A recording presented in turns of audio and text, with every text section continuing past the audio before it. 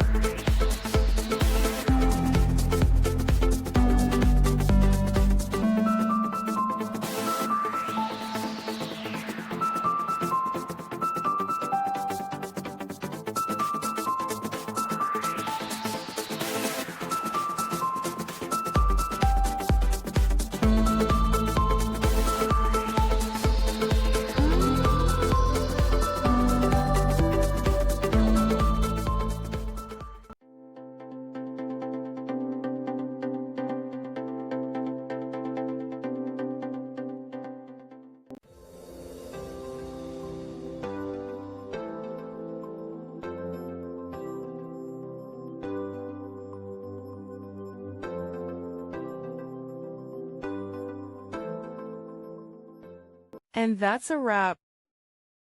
I hope you found the answer you were looking for. If you did, take a second to hit that subscribe button. It really helps out.